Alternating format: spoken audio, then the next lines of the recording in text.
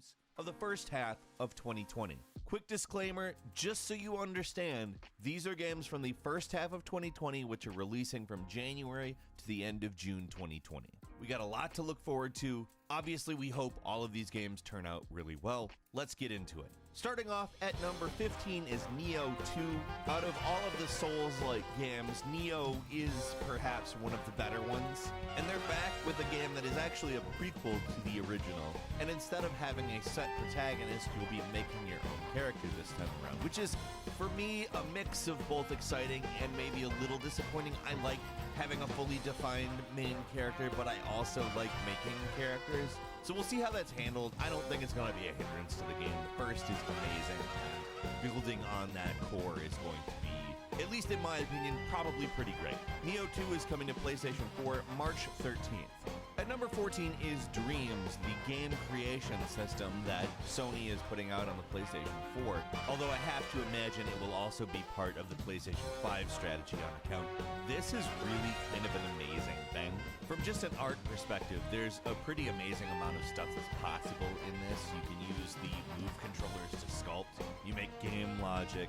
I've seen so many different types of games made in the prototype by users who are already using it. There's, for instance, a couple of pretty amazing FPS demos. Honestly, I think that we're going to see a lot of really amazing stuff out of this thing, and I'm certainly going to get a hold of it when it comes out. Speaking of the release date, Dreams comes out on the PlayStation 4 Valentine's Day, February 14th.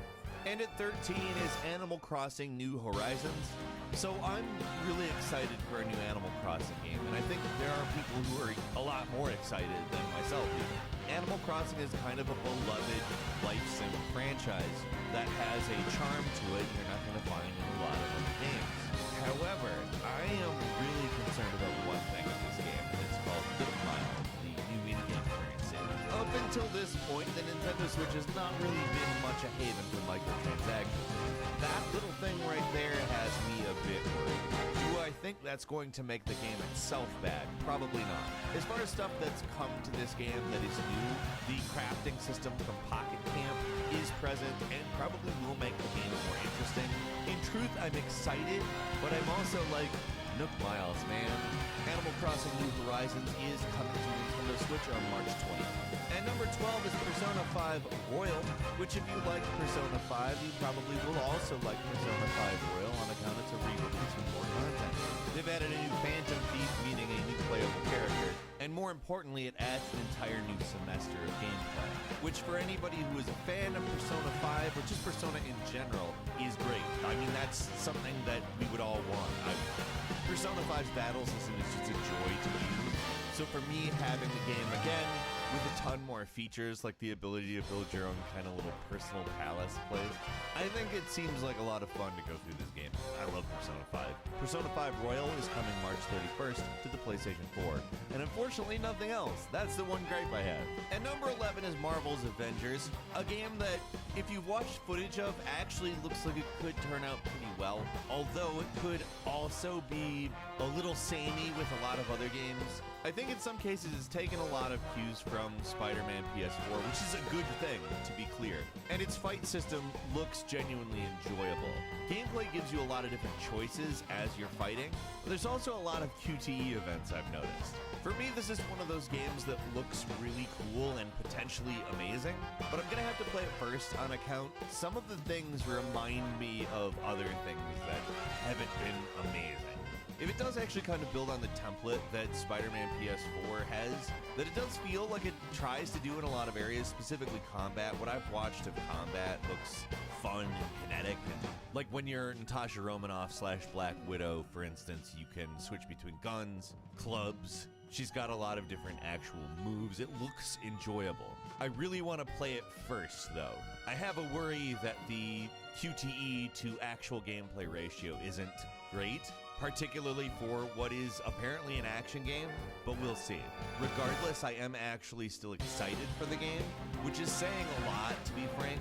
The combat actually does look really enjoyable to me, and playing as these characters in a game that gives you fun, enjoyable combat seems like it might not be a bad idea.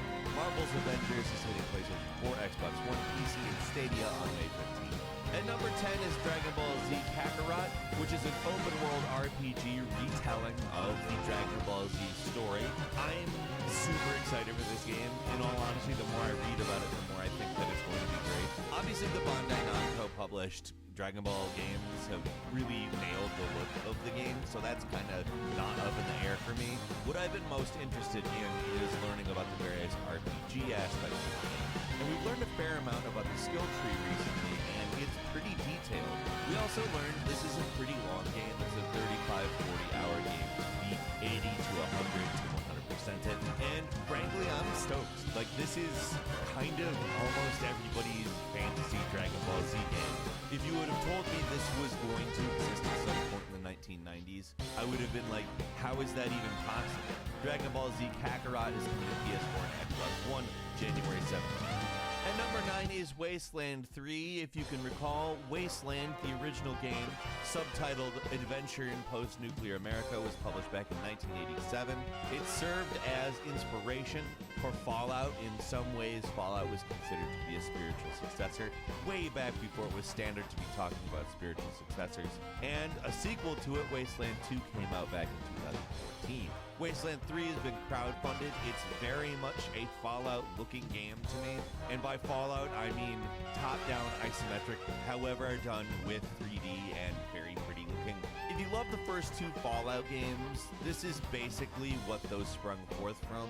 And, well, it's not one-to-one. It's not canon as part of the Fallout franchise or anything like that. It's definitely in the same wheelhouse. Wasteland 3 is coming to Xbox One, PlayStation 4, Windows, and it's coming on May 19th. At number 8 is One Punch Man, a hero nobody knows, which is a 3D arena fighting game, which, considering what One Punch Man is, that's pretty cool.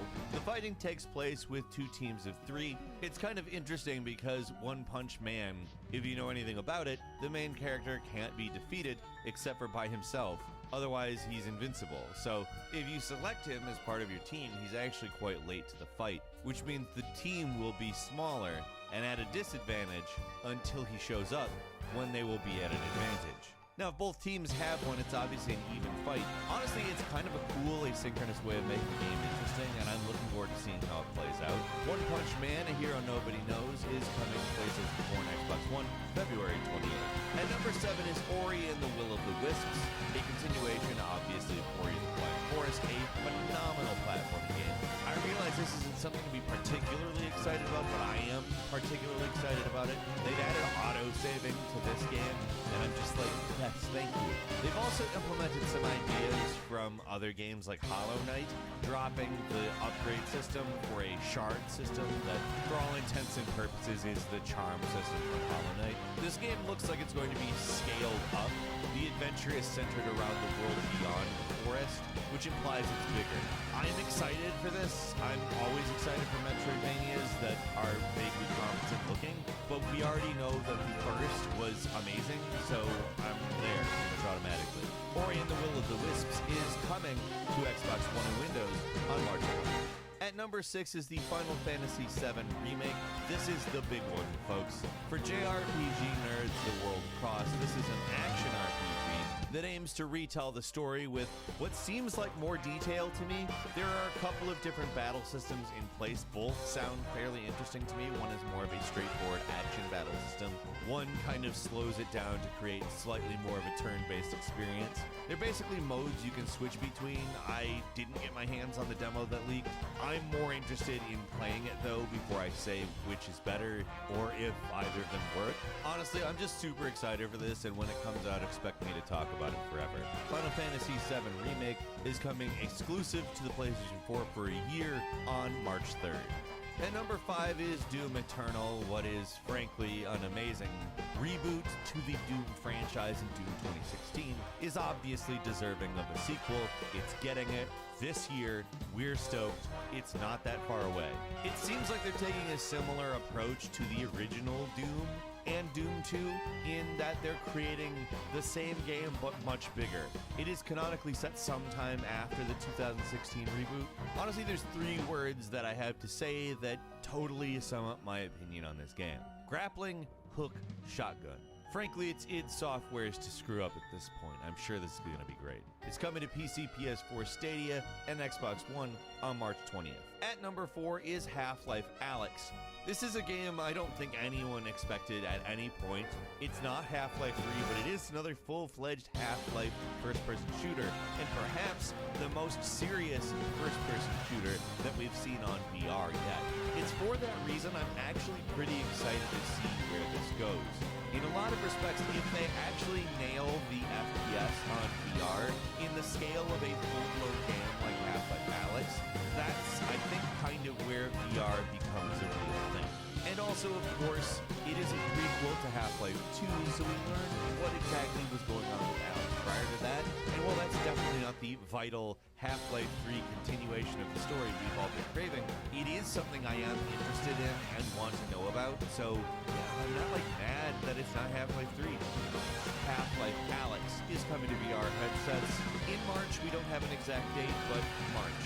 And number 3 is Resident Evil 3's remake, which, I mean, let's be honest, we're all really excited for, just like we were the 2 remake. My guess is that they've been working on this in a smaller capacity parallel to the 2 remake. Using a lot of 2's technology, it adopts the same gameplay mechanics as the 2 remake, and it basically does exactly the same thing that Resident Evil 3 did. It takes place some before and some after Resident Evil 2. I don't know a lot to say other than I'm so ready to play this game.